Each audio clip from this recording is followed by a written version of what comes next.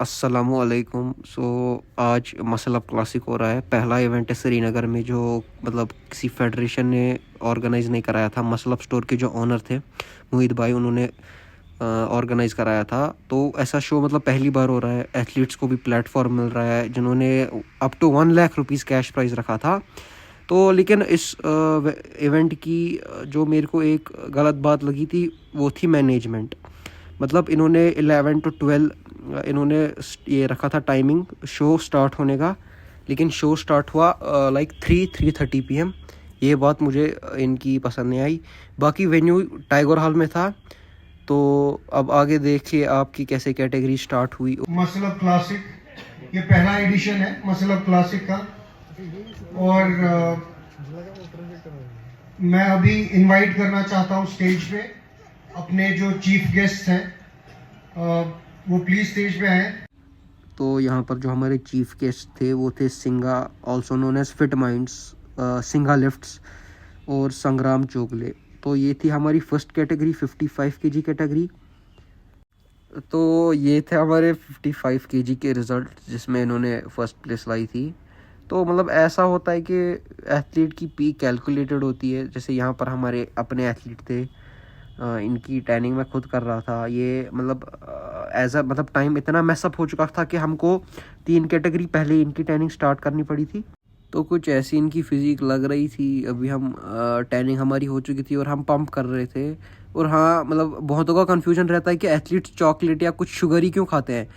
ऐसे देखिए, athletes pumping time पे शुगर ही इसीलिए खाते हैं ताकि जो as a high glycemic index food खाना पड़ता है ताकि ग्लाइकोजन मसल में रिप्लेनिश हो, पंप अच्छा है, मसल 3D लगे। तो ऐसा कुछ फंडा होता है।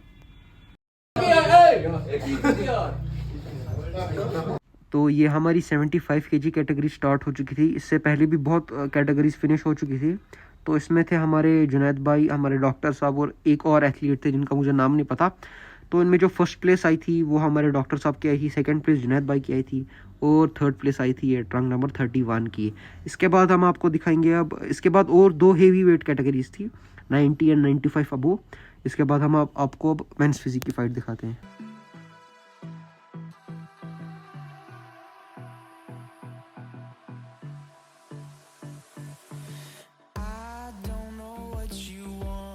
तो इससे पहले जो हमने आपको क्लास दिखाई थी वो थी क्लास डी और ये है क्लास ए। मतलब इसमें हाइट का फ़र्क रहता है मेंस फिजिक में। ये थी 5'10" अबो की क्लास। इसमें भी हमारे जो फर्स्ट प्लेस होल्डर थे वो थे तंजील। लॉट नंबर इनका दिख नहीं रहा है, लेकिन आपको ओवरऑल में इनकी तीनों की टॉप 3 फाइनलिस्ट की तीनों क्लास की कैटेगरी विनर की क्लिप दिख जाएगी। तो ये थे हमारे मेंस फिजिक के टॉप 3 एथलीट्स जिन्होंने अपनी कैटेगरीज़ में फर्स्ट प्लेस लाई थी और ये इनकी ओवरऑल फाइट चल रही थी। तो इसके बाद मैं आपको दिखाऊंगा कि ओवरऑल कौन जीता। तो ये थे हमारे मिस्टर तंजिल जिन्होंने मेंस फिजिक ओवरऑल में टाइटल लाया था मेंस फिजिक में। तो इसी के साथ हमारा मेंस फिजिक ख़त्म हो जाता है। यहाँ पर हमारे ओवरऑल बॉडी बिल्डिंग की टाइटल फाइट स्टार्ट हो जाती थी जिसमें थे डॉक्टर साहब थे, शमीम भाई थे, तंजिल भाई थे। तो काफ़ी टफ फाइट रही थी ओवरऑल बॉडी बिल्डिंग की।